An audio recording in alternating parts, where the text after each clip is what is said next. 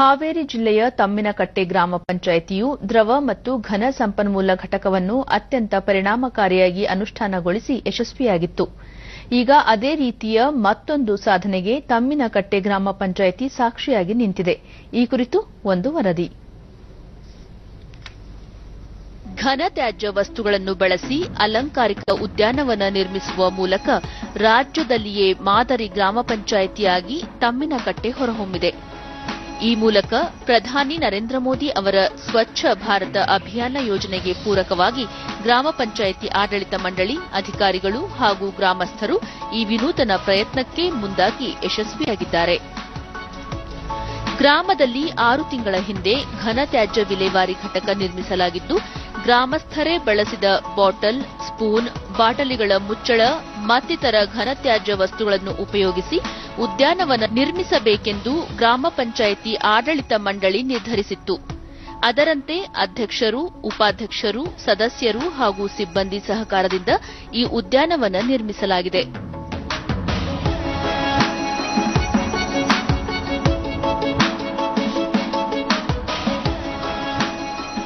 ಬಹುಶಃ ಹಾವೇರಿ ಜಿಲ್ಲೆಯಲ್ಲಿಯೇ ಘನತ್ಯಾಜ್ಯ ಬಳಸಿ ನಿರ್ಮಿಸಿದ ಪ್ರಥಮ ಉದ್ಯಾನವನ ಇದಾಗಿದೆ ಎನ್ನುತ್ತಾರೆ ಪಿಡಿಒ ಅಂಬಿಕಾ.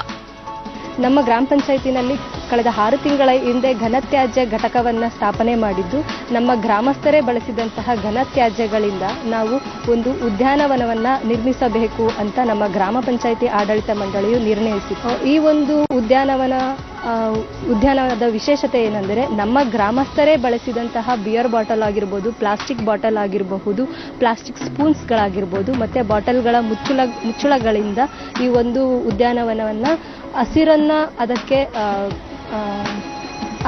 ಹಸಿರೀಕರಣಗೊಳಿಸುವುದರ ಮೂಲಕ ಒಂದು ಉದ್ಯಾನವನ ನಿರ್ಮಿಸಿದ್ದೇವೆ. ಜಿಲ್ಲಾ ಪಂಚಾಯಿತಿ ಮುಖ್ಯ ಕಾರ್ಯನಿರ್ವಹಣಾ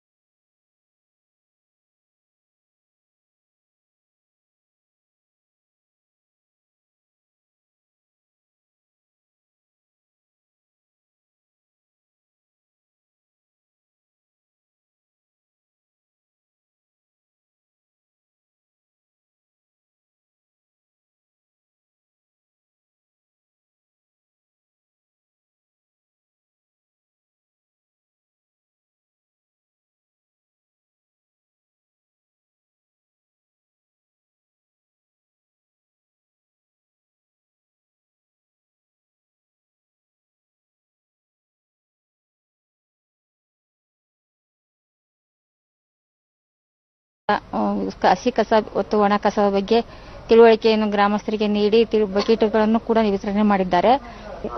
ರೋಡು, ಕಾಲೇವು, ಆಮೇಲೆ ಕಸದ ಬುಟ್ಟಿ ತಂದು ಕೊಟ್ಟಿದ್ದಾರೆ. ಕಸ ಅಲ್ಲಿ ಇಲ್ಲಿ ಚೆಲ್ಲಬಾರ್ದು ಅಂತ, ಮಕ್ಕಳಿಗೆ ಎಲ್ಲ ಹುಷಾರಿರಲ್ಲ ಅಂತ ಹೇಳಿ, ಪ್ಲಾಸ್ಟಿಕ್ ಕವರು ಅವನ್ನ ಹಾಕಿದ್ರೆ ದನಕರುಗಳು ಎಲ್ಲ ತಿಂದು ಸಾಯ್ತವು ಅಂತ ಹೇಳಿ 2 ಕಸದ ಬುಟ್ಟಿಯನ್ನು ಕೊಟ್ಟಿದ್ದಾರೆ.